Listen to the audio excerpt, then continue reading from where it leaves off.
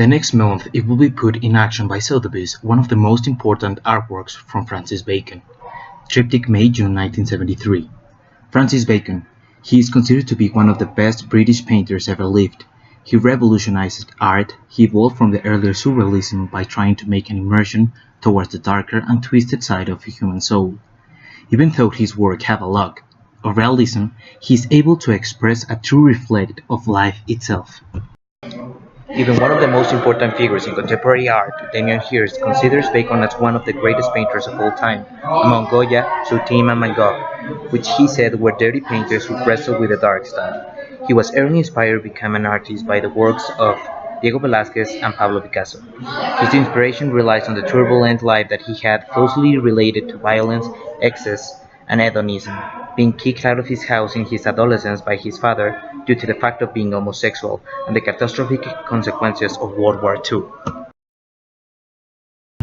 In 1964, Francis Bacon met George Dyer, who would later become his muse. We can see the inspiration that Dyer unleashed in Bacon when it became the protagonist in several of his paintings. However, the relationship between them was full of conflict, passion, and love.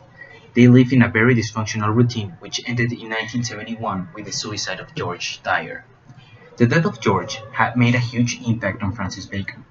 Even though he had other lovers and muses, no one left such a mark as George Dyer did.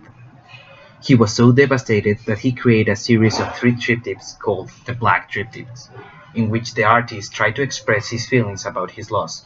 In each single one of them, Bacon tries to exonerate his guilt on Dyer's suicide, starting with In Memory of George Dyer in 1971, Triptych August 1972, and finally the Triptych May-June 1973, being the last one claimed to be the most accomplished and raw from the series and a total masterpiece. The Triptych of 1973 captures the final moments before Dyer's death in their hotel room from an overdose of pills and alcohol. The Triptych tells us the story of Dyer's suicide. In the first one, we can see Dyer in a fetal position, in which looks to be in pain. The middle one breaks the narrative of the suicide, as it looks like a big shadow coming out from Dyer's body, as it is leaving the scene. In the last one of the oil painting, the dead figure of Dyer is lying on the lavatory bowl, with his eyes shut, inert. These series represent one of the darkest and toughest moments of Bacon's personal life, as he later claimed that he never was able to overcome the loss of George Dyer.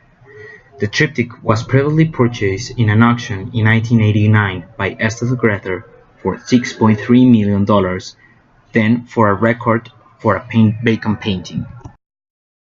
Some of his artwork has made history due to his prices. Damien Hirst bought Crucifixion for $33 million. His triptych 1976 was sold for $86.2 million to the Russian oligarch Roman Abramovich. In 2014, his triptych, The 3 Studies of Lucian Freud, became the 4th most expensive artwork by being sold for $142.4 million, even surpassing The Scream by Edvard Munch. The action will take place next month and will have a starting price of $50 million. Stay tuned for more information.